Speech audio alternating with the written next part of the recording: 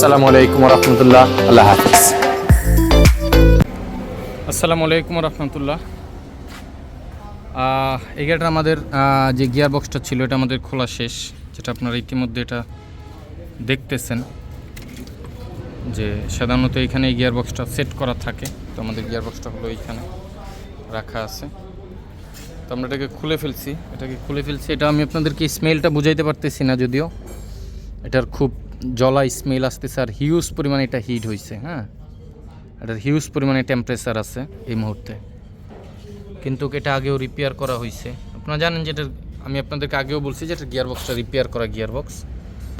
সাধারণত আমরাও gear repair করি না, যে বিষয়টা ওইটা না। কাজের বিষয়টা হলো এরকম যে যেটা যখন প্রয়োজন হয় ওটা তখন করা লাগে, এটাই স্বাভাবিক। হ্যাঁ, তো যে জিনিসটা হলো যে তখন এই ডুয়েল ক্লাস্টার অবশ্যই কাজ করা হয়েছে, ঠিক আছে। আর এখনকার বর্তমান কন্ডিশনটা আপনারা দেখতেছেন ইতিমধ্যে কী অবস্থা। আমি আপনাদেরকে খুলে দেখাচ্ছি যে এটার কন্ডিশনটা কী হয়েছে। আর এখানে আপনারা দেখতেছেন যে এটা খোলা আছে এই মুহূর্তে।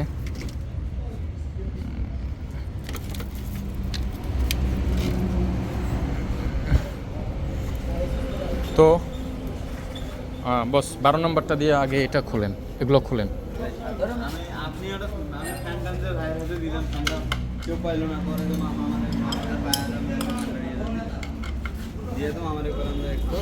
ট্রান্সমিশন ওভারহিটিং এটা সাধারণত কেন হয়? ট্রান্সমিশন ওভারহিটিং হবে তখন যখন এই ডুয়েল ক্লাচের যে পরিমাণে টেম্পারেচার থাকার কথা ছিল তার চাইতে অতিরিক্ত হবে। আর অতিরিক্ত টেম্পারেচার তখন হবে যখন দেখা যাবে ওর প্রেশারের চাইতে ও রান করতেছে বেশি, ওকে কোনো প্রকার প্রেশার ক্রিয়েট করা যাচ্ছে না।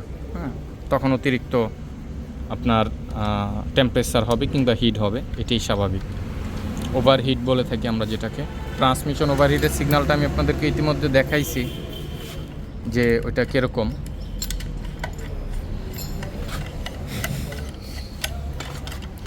তো এটাকে উঠে এটা তেলগুলো ফালাইয়া দিয়েন। হ্যাঁ,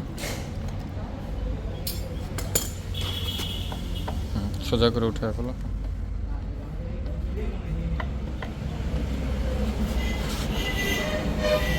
তো এই হলো বিষয় যে ডুয়েল ক্লাচের যেই অ্যাকচুয়েটরটা আছে, অ্যাকচুয়েটরটা আমরা খুলে ফেললাম।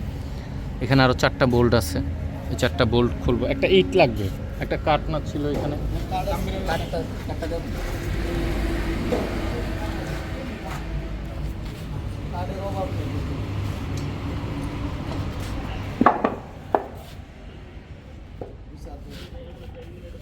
দাও, খোলো।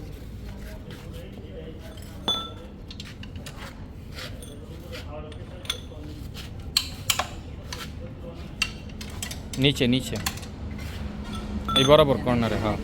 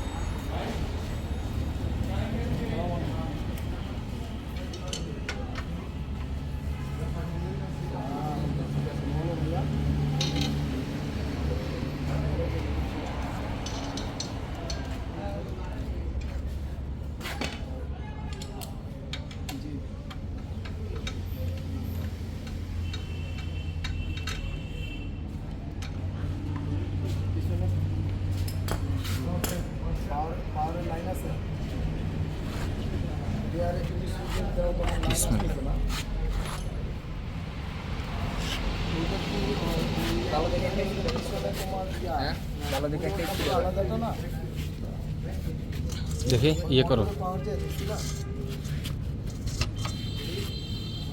সোজা করো।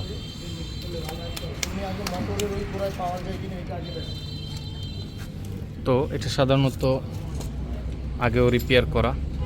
এটা যাই হোক, এখন যেটা করতে হবে সেটা তো অবশ্যই করতে হবে। দেখি স্পোকটা হইলে ভালো হতো। স্পোক আছে?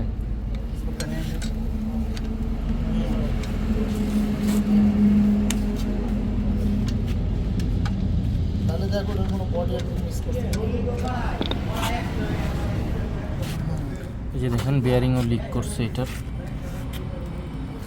অটোমেটিক ডাইরেক্ট চলে না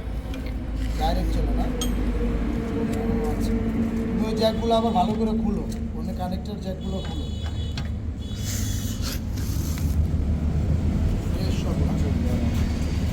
তুমি আসলে যে সবচেয়ে ভালো হবে তুমি পিছনে ব্লোরে কি ভোল্টেজ যে ওইটাকে চেক করো, তাহলে তুমি কি করবে, ঠিক আছে?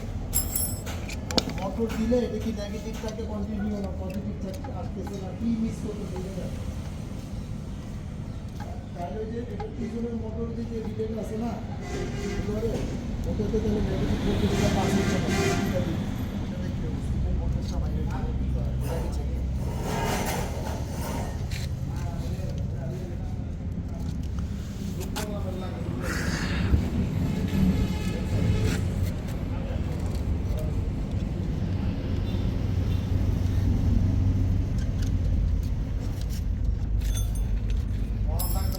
এটার বডিটা অতিরিক্ত খেয়ে গেছে,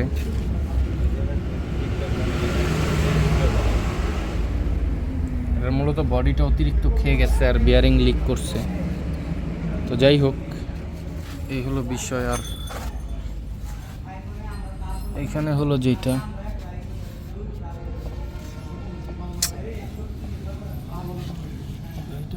গিয়ার অয়েল ড্রেন দিছিলেন, কি কন্ডিশন পাইছেন গিয়ার অয়েল? প্রচুর গন্ধ পাইছি।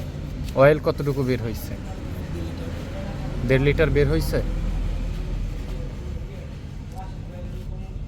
এই হলো কন্ডিশন। এখানে যে সিল লাগাইছে এই সিলও লিক করে। সিলগুলো সাধারণত লোকাল সিল লাগানো। তো যাই হোক, ওইটার কাজ করতে গেলে আবার আরও ঝামেলা আছে, যদিও ওগুলো আবার সব খুলতে হবে। তো এই হলো বিষয়। এটার যে ডুয়েল ক্লাসটা, এটার বডিটা ধরে গেছে অতিরিক্ত, এটা আগেও রিপেয়ার করা হয়েছে, তো এই জন্য হয়তো বা বডিটা চেঞ্জ করা লাগতে পারে। আচ্ছা যাক, এটা যাই হোক, এটা করতে হবে, এটা লেগে কথা। তো এই পর্যন্তই দেখালাম আপনাদেরকে। তো এটা